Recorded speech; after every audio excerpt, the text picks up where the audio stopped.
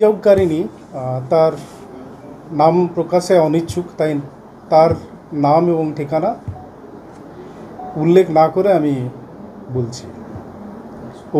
অভিযোগকারিণী আমাদের এখানে 26/5/2025 তারিখে আসেন এবং অভিযোগ করেন, যার ভিত্তিতে cyber PS case number 1225 under section 316 within bracket 2, 318 within bracket 4, 319 within bracket 2 BNS case start হয়। ঘটনাটা এরকম: অভিযোগকারিণী ম্যাট্রিমোনিয়াল সাইট ভারত ম্যাট্রিমনি তার মাধ্যমে প্রতারকের সাথে পরিচিত হন। তারপর তাদের মধ্যে যোগাযোগ স্থাপন হয়, কথোপকথন চলতে থাকে। কয়েকদিনের মধ্যেই প্রতারক তাদের অভিযোগকারিণী এবং তার পরিবারের বিশ্বাস অর্জন করতে সফল হয়। প্রতারক ভারত ম্যাট্রিমনিতে একটি ফেক আইডি, যে আইডিতে অনুপম রায় পরিচয় দিয়ে আইডিটা তৈরি করা হয় এবং সেই আইডির মাধ্যমে যোগাযোগটা চলতে থাকে।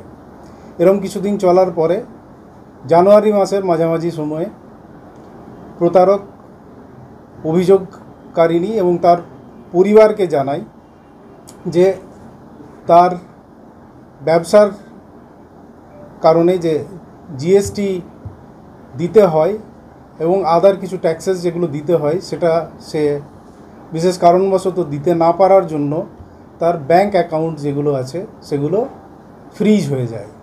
ব্যাংকে কোনো রকম কোনো ট্রানজ্যাকশন আর করা যাচ্ছে না। এরম পরিস্থিতিতে একটা অ্যাকাউন্ট নাম্বার দিয়ে অভিযোগকারিণীকে বলা হয় যে ওই অ্যাকাউন্টে যদি কিছু টাকা তাকে দেওয়া হয় তাহলে সে তার যে জিএসটি এবং আদার ট্যাক্সেস, যে ট্যাক্স লাইবিলিটিস আছে, সেগুলো পরিশোধ করলে তার ব্যবসা আবার চলতে থাকবে। এরপরে ওই অ্যাকাউন্টে বিভিন্ন সময়ে যারা প্রতারিত হয়েছেন তারা কম বেশি 44 লক্ষ টাকা ট্রান্সফার করেন, 44 lakhs। আমরা তদন্ত শুরু করি। তদন্ত করতে গিয়ে আমরা অ্যাকাউন্টগুলো ট্র্যাক করা শুরু করি। ট্র্যাক করার পরে আমরা একটা জায়গায় ইনভেস্টিগেশন একটা জায়গায় যাই। সেখান থেকে আমরা বুঝতে পারি যে আইডির মাধ্যমে যোগাযোগ স্থাপন করা হয়েছিল সেই আইডিটা ফেক, কারণ কিছুদিনের মধ্যেই ওই আইডিটা প্রতারক ভারত ম্যাট্রিমনি থেকে ডিলিট করে দেয়। মজার বিষয় হচ্ছে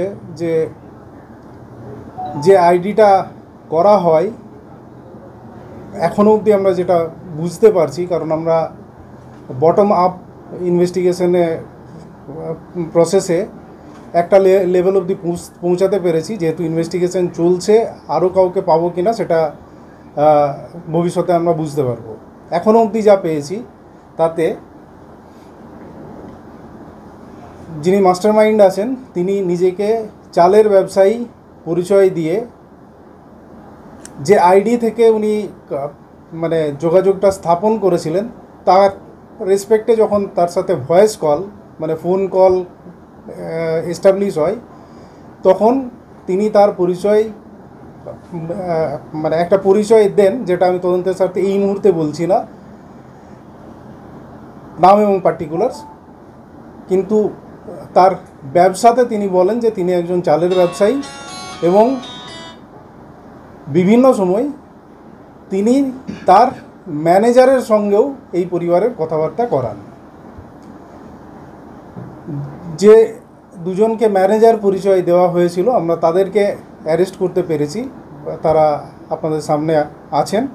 তাদের একজন হচ্ছেন অভিষেক রায়, যার বাড়ি ঝাড়খণ্ডের দেওঘরে এবং কলকাতাতেও উনি মাঝে মধ্যে থাকেন। কলকাতার গড়িয়াতেও তার একটা অ্যাড্রেস আছে। তাকে আমরা আমাদের ইনভেস্টিগেশনের সময় যে এভিডেন্সগুলো পেয়েছিলাম তার বেসিসে তাকে আমরা 41-এ ডাকি। তাকে জিজ্ঞাসাবাদ করা হয়, যথাযথ উত্তর দিতে না পারার জন্য আমরা তাকে আমাদের হেফাজতে নিই এবং ইনভেস্টিগেশন চলতে থাকে। তাকে আরও জেরা করা হয়। জেরার পরে জেরার ফলে যেটা জানা যায় যে আরেকজন যিনি ম্যানেজার পরিচয়ে কথাবার্তা বলতেন অভিযোগকারিণী এবং তার ফ্যামিলির সঙ্গে, তার পরিচয়ও আমরা জানতে পারি এবং 9th এবং 10th জুলাইয়ের ইন্টারমিটেন্ট নাইটে আমরা তাকে খানাকুল থেকে অ্যারেস্ট করি। দ্বিতীয় ব্যক্তি যাকে আমরা অ্যারেস্ট করি তার নাম জাহির আব্বাস।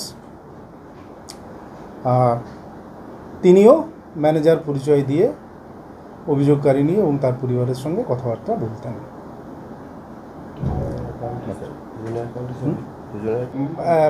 মাঝখানে একটা এই টাকার যে ট্রানজ্যাকশন হয়েছিল তাতে যাদেরকে আমরা অ্যারেস্ট করেছি তাদের অ্যাকাউন্টের ট্রানজ্যাকশনটা রিলেশনশিপটা আমরা এস্টাবলিশ করতে পেরেছি।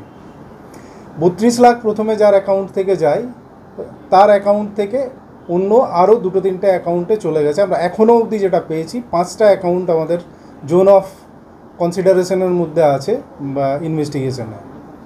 আর বাকি আরও এখন ইনভেস্টিগেশন চলছে।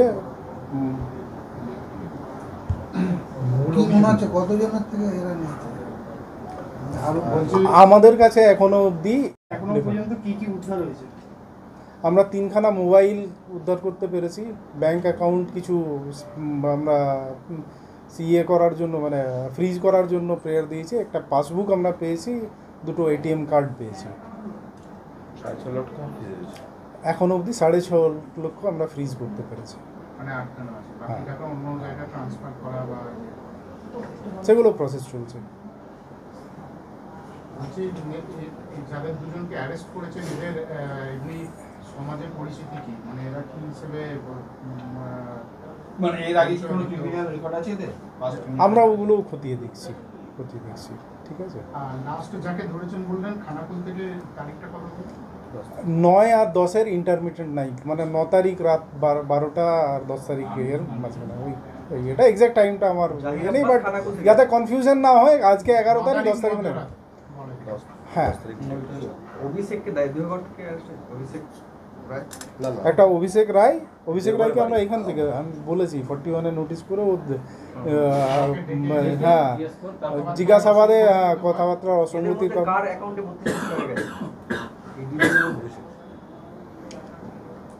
এটা যেটা দেওয়া ছিল সেটা অভিষেক রায়।